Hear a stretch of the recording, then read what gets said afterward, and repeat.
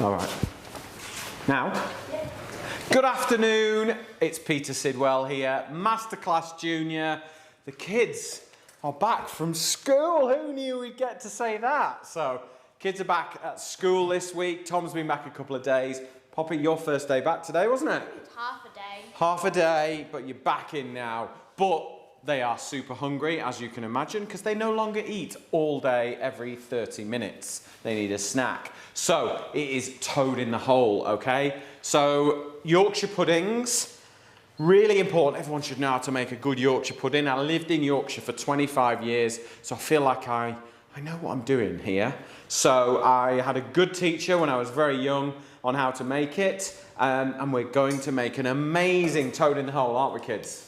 Mm-hmm. Yes, right. So first of all, I've got a non-stick shallow pan here because I'm going to put the whole thing in the pan and in the oven to cook. Now, you could, if you wanted to, do a Yorkshire, do a roasting tray, do all the ingredients, put it in the oven and cook, and then bring it out, pour your batter in.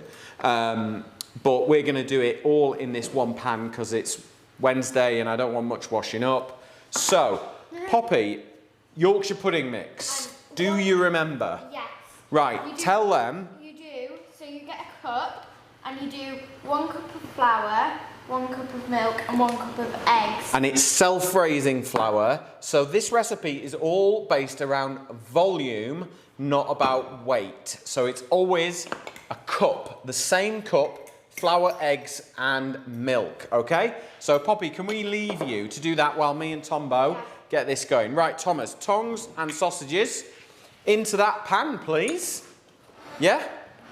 So, plenty of oil because we need it for our Yorkshire puddings, all right? So it's more oil than I would normally do. Now, Thomas, gently pick a sausage up. Let me do one. Pick one up and lay it there, all right? Just lay them in, don't drop them, all right? Can I just move you over there?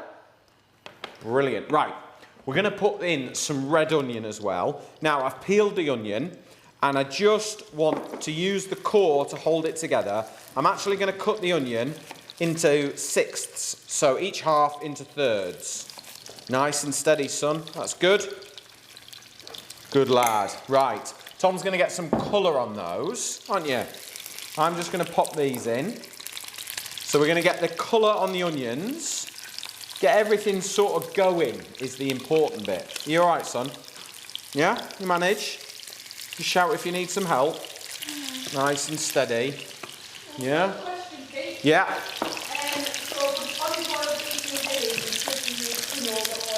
Yeah, you can use canola oil. That's like a nut oil. We would have vegetable oil here. Are you all right? Yeah. Nice and steady. Last one in. It's really about getting an oil that can go to a hot temperature. You go and put that to wash and bring the tongs back, yeah? You definitely don't want to use extra virgin olive oil, okay? Because you're just wasting your money. It doesn't get hot enough and it's kind of the wrong dimension of flavours. So, are you all right? Okay, so I'm going to peel the apple and we're going to add that. So traditionally, Cumberland sausage, which is what we've got. Yeah, you can eat the apple skins. Is served in the Lake District with apple sauce.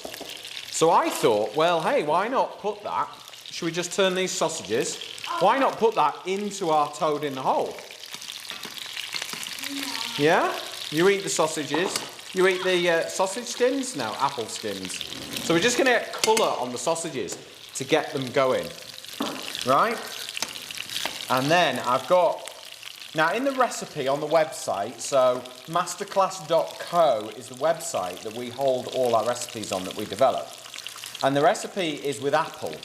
But I've gone rogue today, and I've been up to no good. Thank you, Poppy.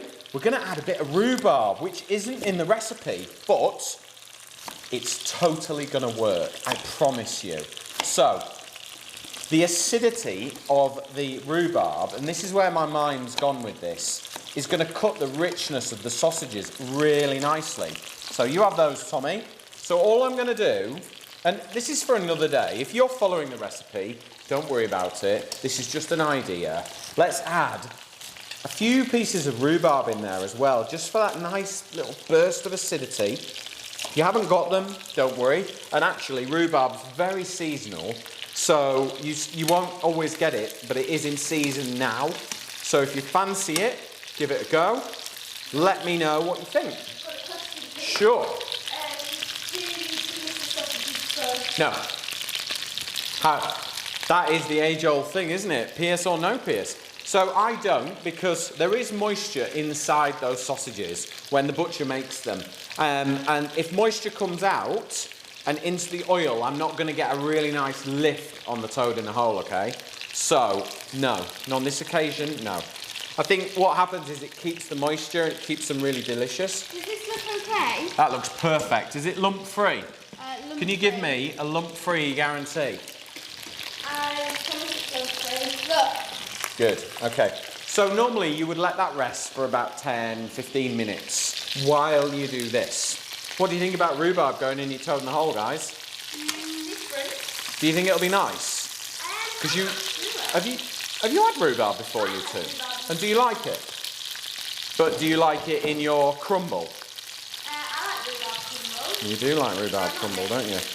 Your mum likes rhubarb in her gin. She does. Right, so what we're going to do, Pops, is we're going to get this in nice and hot, okay? Have you got any questions for me today, Emily? Because you haven't put your microphone on, have you?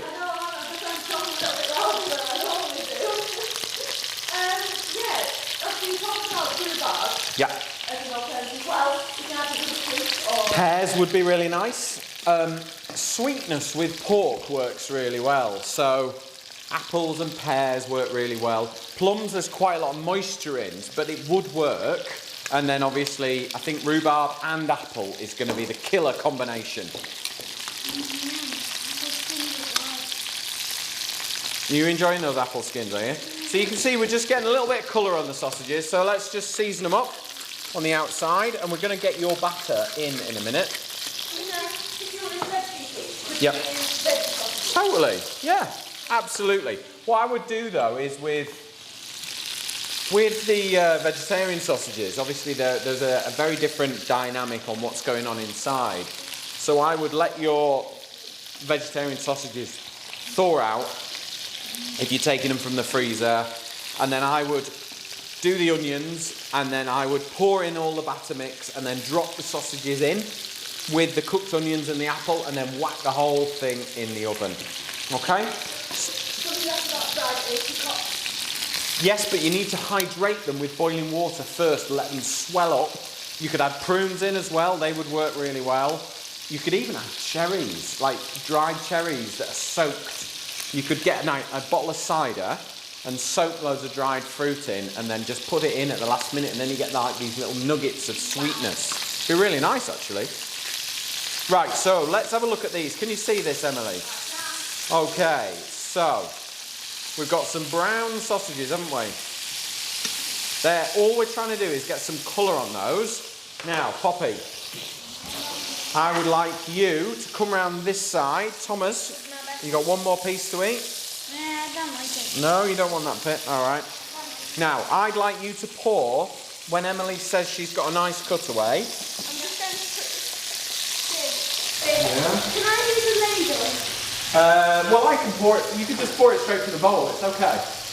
Yeah. It'll be good. So what we're going to do is we're going to pour in the batter. In the middle? Yeah, and it'll spread and it'll find all its space. Then we're going to add the rosemary, the rhubarb, the apple, and a little bit of fresh thyme. And that will just give a really lovely herby fragrance to it. Okay. Are you ready? Do you want me to do it for you? No, I can do it. Can you pour it in there? I'll help you. Actually, you can do it. Alright, no problem. Ready? Yeah, I'm ready. Go. Okay, so it's got to be really, really hot, the oil. Alright? And that's what's going to help it Would you like me lift. to put the... Yeah, start putting the apple. And Thomas, can you do the rhubarb, please? Does it matter? No, just space it all out. And then we will have a sprinkle of herbs. Just dot them everywhere. Rhubarb. What do you think about that, Tommy? Rhubarb. Right. Okay. Can you put those pieces of apple in the bin, please, Thomas? Please. Because I'm just going to take these rubber bits off here because it's going in the oven now. So these protect the handles so that the kids can hold the pans. And then we're going to pop this straight in the oven. Right, can you take that out the way for me? Yes. What we are going to do is I've got one in the oven in advance because I totally want you to see how well the equal portions ratio works. No, thank you. So this can go straight into the oven. And get ready, guys. This is what Toad in the Hole and 25 years of living in Yorkshire does. Grab that chopping board. Wow, look at that. Whoa. Pop it on there, Thomas. Emily's going to want to know where that's to go. Wow. All right? That's cool. How does that look? Boom. Rolling a bit, but there. Fits. Nailed it. Wow. So, this is what happens. Really, really hot oven. By pouring it into your cast aluminium pan, getting the oil really, really hot, pouring the batter in, it's cooking all the way around the edges. The oven is just giving it that oomph. The volume of eggs means that it's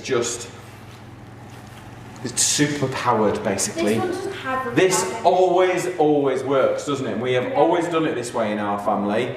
And it has always worked for me. Super hot oven, super hot oil, equal amounts of self-raising flour, eggs and milk, and it will serve you well, I promise. So if you want the recipe, go to masterclass.co and you will find it there. Don't forget, if you've got some rhubarb and you fancy something a bit different, add a few bits of rhubarb or any fruits that sort of really take your fancy. You could even add a few blackberries if you can find them in the freezer from last autumn. That would be really nice. That one doesn't have rhubarb in. No, this one doesn't, but that one does. Okay? No.